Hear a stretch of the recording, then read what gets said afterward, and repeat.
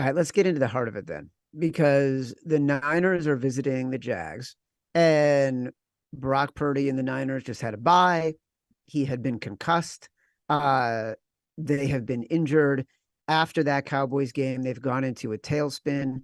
The Jags, very sneaky 6-2, playing better since the London games.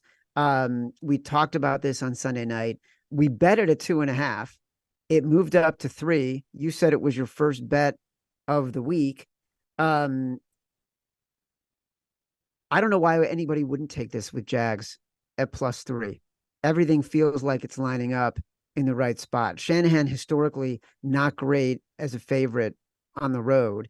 His teams are much, much better when the expectations are a little bit lower, to be honest.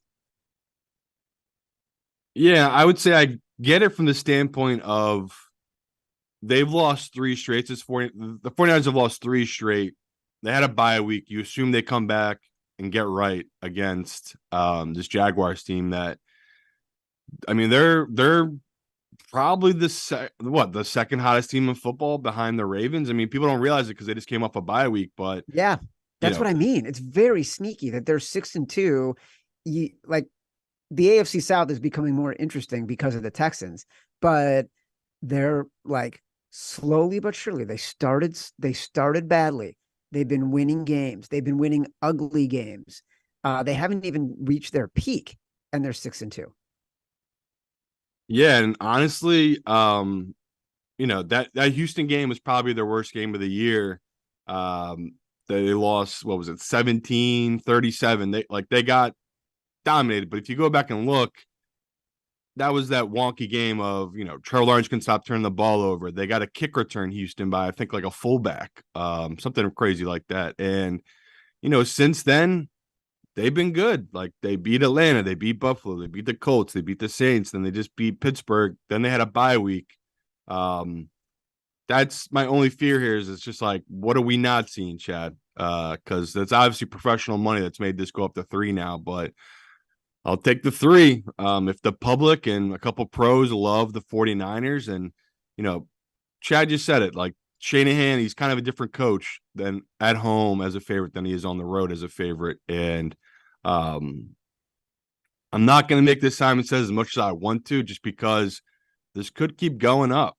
Like, it could go up to 3.5, but we'll grab the 3 just in case it does come down. But it's crazy. All the early money I'm looking at right now in the Action app, all the early money is on the 49ers. So I don't know.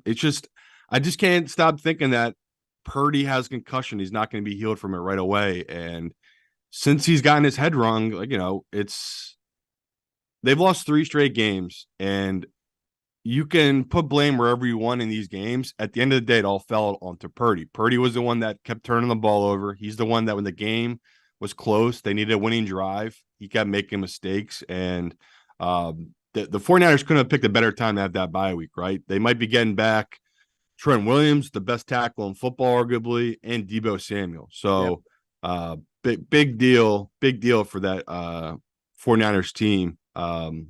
It's don't go crazy betting this one yet, people, but you have to grab the 3. Like, if you listen to the show, you know how much we love home dogs. You got to do it. You got to grab the +3 here. And Evan just put in our chat, it could be windy in Jacksonville as well, which, between these two teams, might be looking to the under. Like, Jags defense better than people perceive. 49ers defense not as bad as people are perceiving right now, right? They've looked bad these last couple of weeks. They just had a tough stretch where they got diced up by Kirk. They got diced up by Joe Burrow. Like, they've had a bad run here. So the fact that it might be windy, that actually would help that 49ers defense.